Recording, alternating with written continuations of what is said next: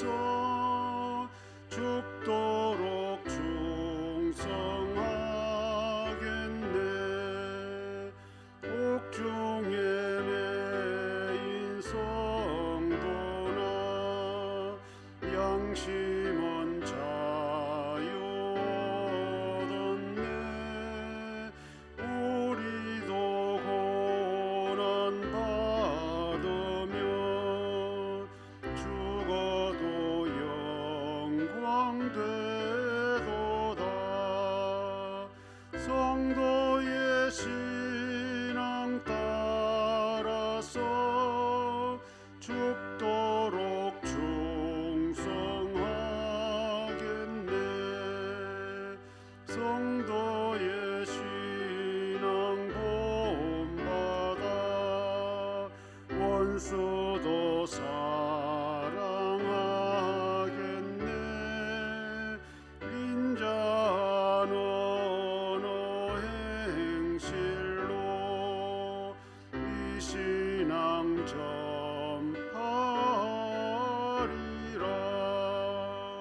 성도의 신앙 따라서 죽도록 충성하겠네.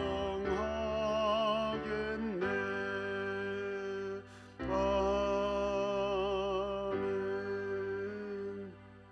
이영희 권사님 기도 인도하겠습니다. 우리를 하나님의 자녀 삼으시고 영광과 찬송을 받으시기를 원하시는 하나님 아버지, 오늘도 우리 강변의 성도들을 주의 손으로 함께 모여서 하나님께 예배드리게 하심을 감사드립니다. 하나님,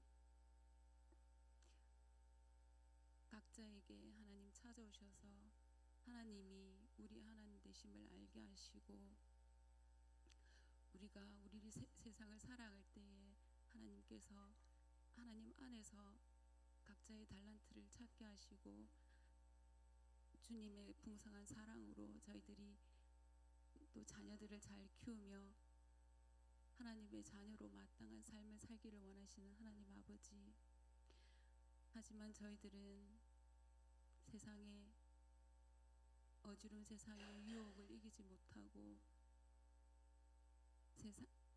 일상을 살아갈 때가 많이 있습니다. 하나님 아버지, 심지어 하나님께 더 가까이 가고자 노력하는 이들조차 하나님 아버지 미혹에 빠져서 안타까운 일을 당하는 경우도 많이 있습니다. 하나님 아버지, 이 어지러운 세상 속에서 오직 우리의 구원자는 하나님 뿐임을 알게 하시고 말씀으로 일상에서 하나님의 인도를 잘 받는 저희들이 되게 하여 주시옵소서.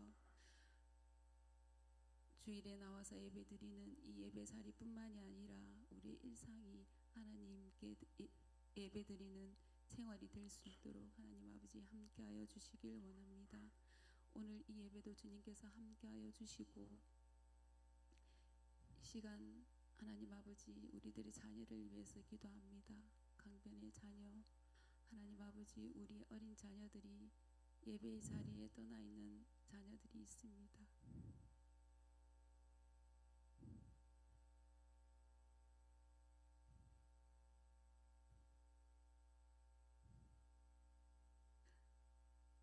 그들이 알지 못하지만 하나님은 그를 사랑하시고 그들 속에서 이루고자 하는 하나님이 주신 달란트와 또 비전이 있을 줄 믿습니다. 하나님, 그들을 불러주시고 예배의 소중함을 깨닫게 하여 주시옵소서. 오늘 예배도 주님께서 함께하여 주시길 원하옵고 예수님 이름으로 기도드립니다. 아멘.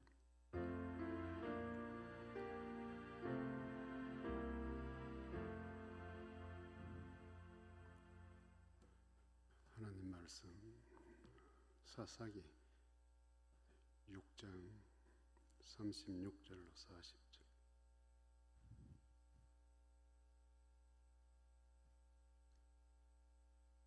기드온이 하나님께 여쭈되 주께서 이미 말씀하심 같이 내 손으로 이스라엘을 구원하시려거든 보소서 내가 양털 한 뭉치를 타작마당에 두리니 만일 이스라엘의 양털에만 있고 주변 땅은 마르면 주께서 이미 말씀하신 같이 내 손으로 이스라엘을 구원하실 줄을 내가 알겠나이다 하였더니 그대로 된지라. 이튿날 기드온이 일찍 일어나서 양털을 가져다가 그 양털에서 이슬을 짜니 물이 그릇에 가득하더라. 기드온이 또 하나님께 여쭈되 주여 내게 노하지 마옵소서. 내가 이분만 말하리이다. 구하옵나니 내게 이분만 양털로 시원하게 하소서. 원하건대 양털만 마르고 그 주변 땅에는 다 이슬이 있게 하옵소서 하였더니 그 밤에 하나님이 그대로 행하시니 곧 양털만 마르고 그 주변 땅에는 다 이슬이 있었더라. 아멘. 사람이 무슨 일을 할 때 가볍게 처신을 하게 되면 실수할 가능성이 많습니다. 특히 찾아온 자신이 해결해야 될 일이 무겁고 중요한 일일수록 신중을 기하는 것은 일반적인 삶의 처세술입니다. 신중하다고 하는 것은 뭐 이렇게 생각을 좀 깊이 하고 또 한 번 더 생각해 보자. 그렇게 해서 단번에 뭐 결정하고 행동한다는 것이 아니죠. 뭐 가끔씩 주변의 사람들 중에는 말 떨어지자 말자 우닥닥하고 하는 사람들도 있지만 또 어떤 경우는 그것이 그렇게 하는 것이 합당할까, 또 그렇게 해서 얻을 수 있는 것은 무엇일까, 결과는 어떨까, 이런 부분에 있어서 하나하나 차근차근하게 살펴가면서 또 일을 시작하는 사람들도 있습니다. 뭐 이런 두 부류의 사람이 합쳐서 하나가 되면 참 신속력도 있고 또 신중함도 있고 참 좋지요. 그러나 이것이 개인적인 문제가 될 때는 어느 것이 더 좋을까 하는 겁니다. 오늘 이 기드온이라는 이 사람은 하나님께 이미 사사로 부름을 받았는데 참 이 하나님의 일을 하러 가는 데까지는 굉장히 과정이 많이 걸리는 사람입니다. 이제 앞에 있었던 사사들은 뭐 하나님이 세우셨더라, 불렀더라 하면 바로 즉각적으로 전쟁터도 나가고 이렇게 했는데 이 기도는 부름부터 시작해서 지금까지 계속 무언가 하나님께 요구를 합니다.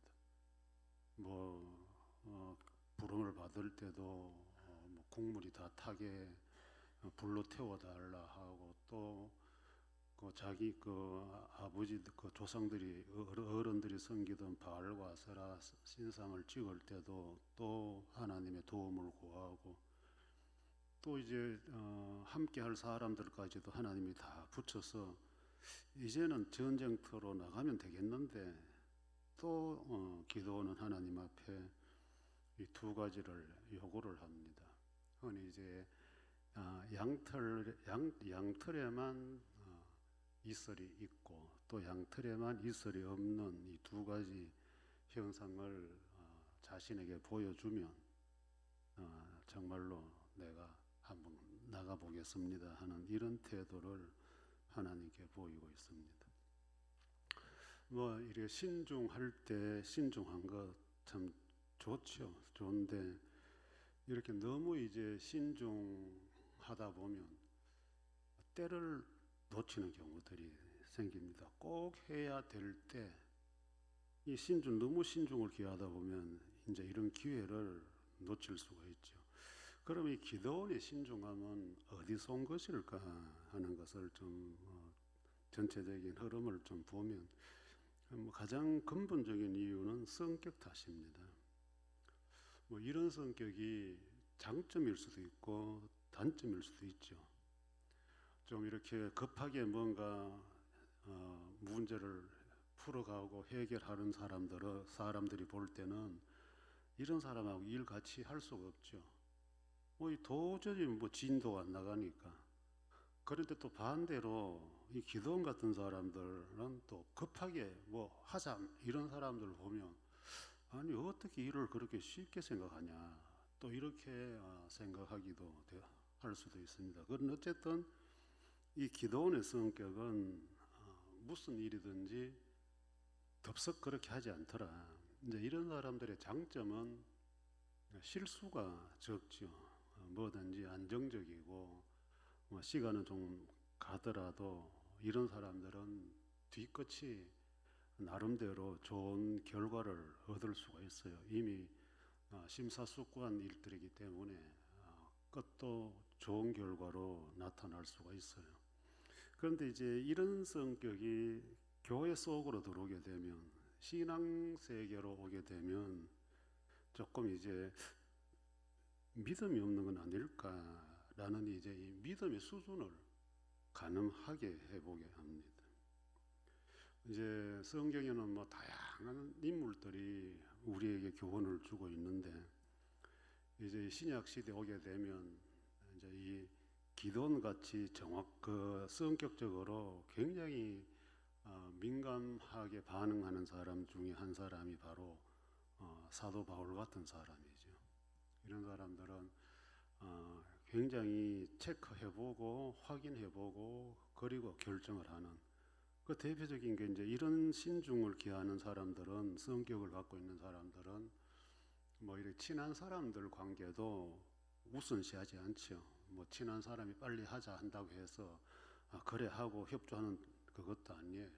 오로지 마이웨이로 자기 스타일로 가는데, 이제 바울의 어쨌든 멘토는 바나바잖아요. 바나바인데 이 바나바하고 사울 정도로 이제 나중에 끝이 싸우면서 헤어져 버리잖아요. 그 이제 중심에 마가가 있었는데, 이제 1차 선교 여행 갔다가 2차 갈 때에 이 마가가 아마 1차 때 중간에 도망을 막 온다 간다 없이 힘드니까 가버린 것 같아요.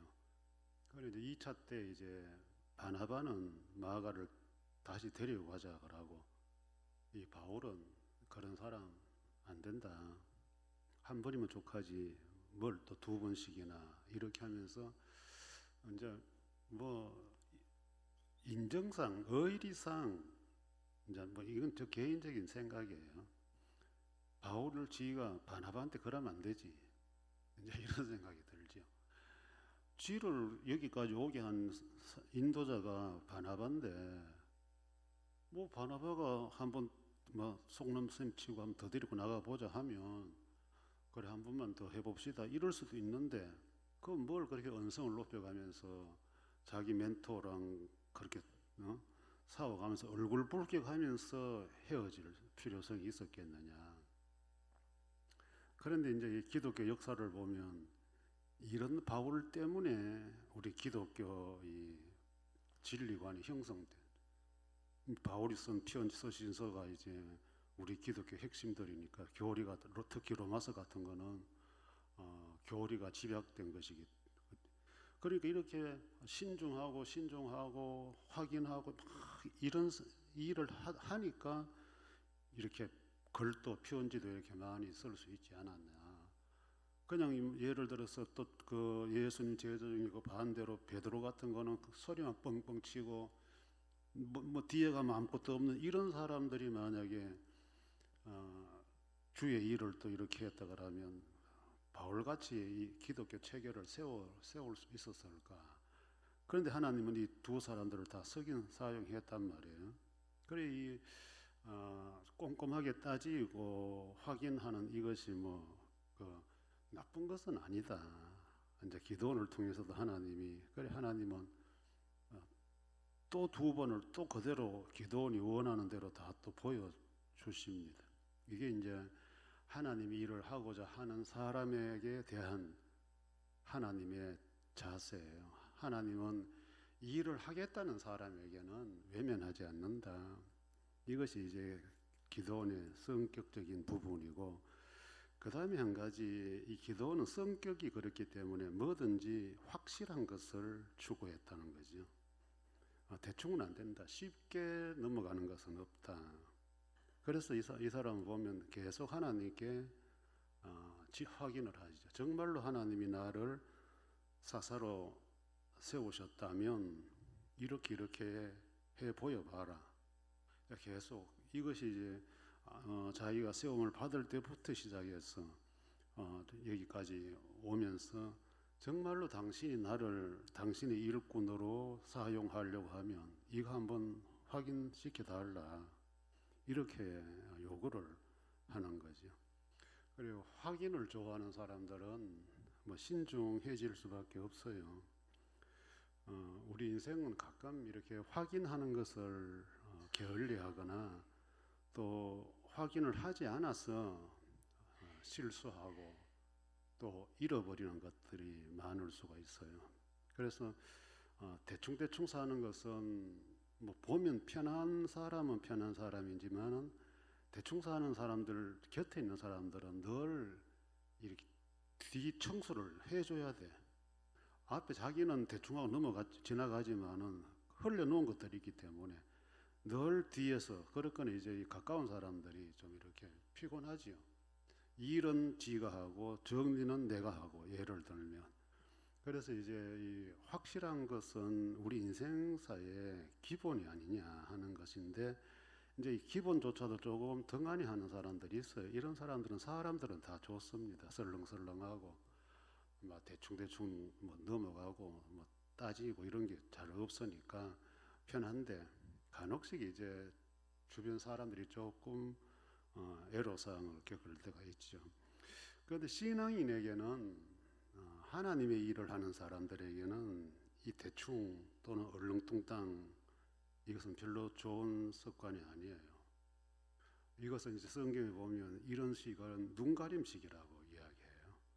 물론 이제 그 깊은 의미는 조금 달라요. 대충하고 얼렁뚱땅 하는 성격적으로 하는 사람이 있고, 이제 눈가림식으로 하는 사람들은 의도를 가지고 하는 것이고, 그런 건 있지만은 어쨌든 우리 하나님은 정확하신 분이고 또 정확한 것을 좋아하시는 분이에요. 그래서 우리가 달란트 비유 같은 것도 보면 하나님 항상 계산을 하시거든요. 계산을 하십니다. 얼마 남겼느냐. 이제 이것은 꼭 어떤 뭐 물질적인 것만 아니고, 하나님은 우리의 삶조차도 정확하게 살아주기를 원하고 계신다는 것을 보여주는 내용들인데, 신앙인의 일상생활이 이렇게 대충 하게 되면 신앙의 깊이가 안 들어와, 깊이가 새겨지지 않아요. 이제 신앙생활도 다 사람 성격대로 형성되잖아요. 그런데 이게 이제 신앙생활을 처음 배울 때부터 하나님의 일은 좀 더 신중해야 된다, 이것을 이제 우리가 배우고 접근을 하는 훈련을 해야 되는데, 막 이렇게 좋은 게 좋은 거다 이렇게 해서 막 쉽게 넘어가는 습관을 가지다 보면 이제 궁극적으로 진리 문제 가서도 이제 헷갈리게 되는 거예요.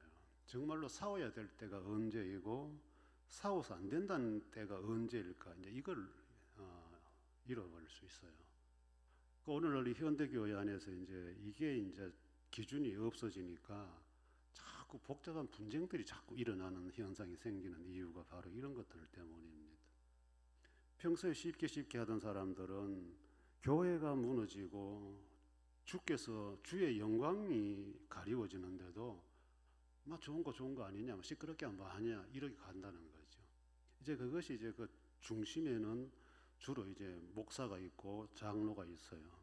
특히 목사 문제는 대충 하는 사람들은 그냥 막 대충 넘어가자, 아이고 막 대충 하는 습관이 교인들에게 어느 중에 물들어 있거든요. 왜 그런 물이 들어있느냐 하면, 평소에 늘 주의 종에게 잘해야 되고, 주의 종은 대접해 드려야 될 존재고, 또 뭐 주의 종이 잘못하면 하나님이 손대지 우리가 손대는 거 아니다, 이렇게 치유의 법권적으로 만들어 놨기 때문에 성도들이 목사에 대해서는 함부로 이렇게 정확한 것을, 확실한 것을 요구를 잘 못해요.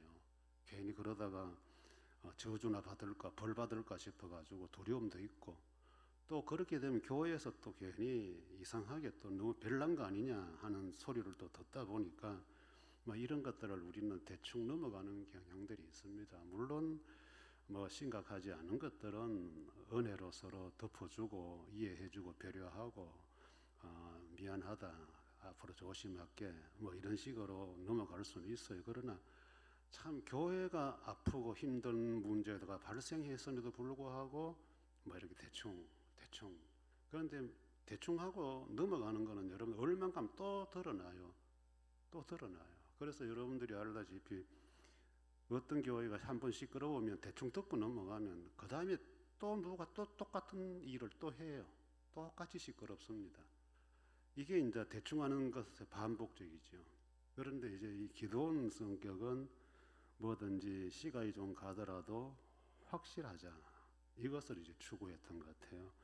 그래서 신앙인은 이 말도 그렇고 행동도 그렇고 좀 더 확실한 표현이 좋아요.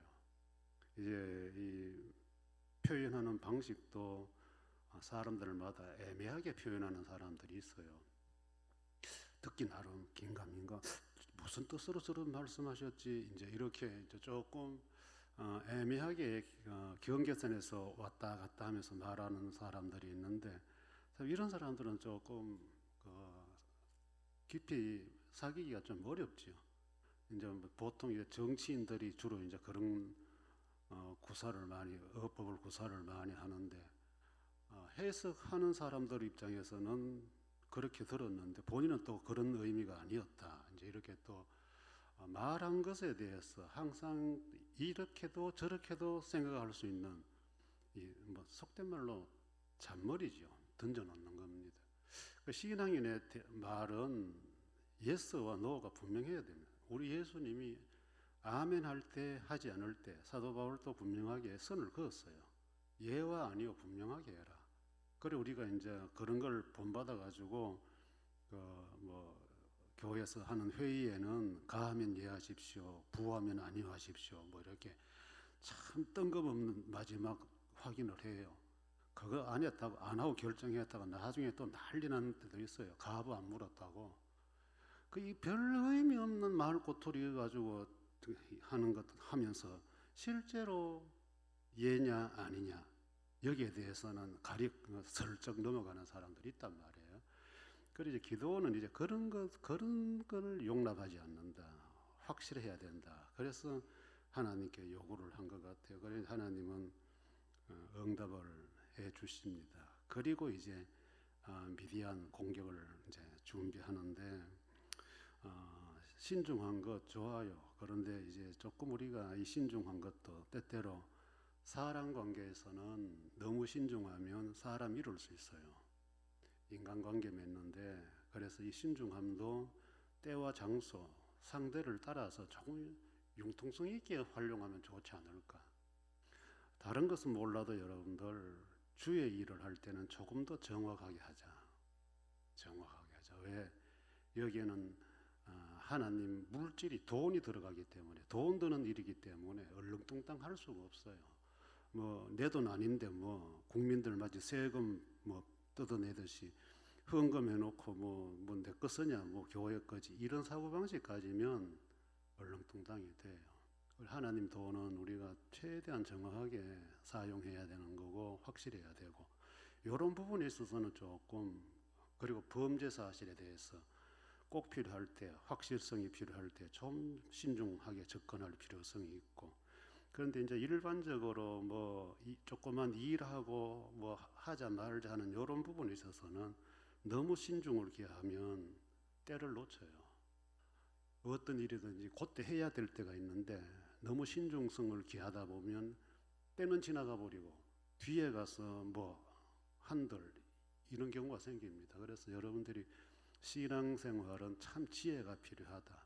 그래서 하나님께 우리가 이 기도원처럼 구하고 또 구하면서 하나님이 주시는 확신과 그리고 응답에 대해서 우리가 요구를 할 필요성이 있다는 것. 기도원은 신중해야 할 때 신중했던 인물이라고 보아집니다. 이 한 주간도 우리의 발걸음 한 걸음조차도 덤벙덤벙 가지 마시고 조금 신중과 앞뒤 돌아보면서 신중기하는 생활 삶 속에 있었으면 좋겠습니다. 주 예수 그리스도의 은혜와 하나님의 사랑과 성령의 교통하심이 너희 무리와 함께 있을지어다. 아멘.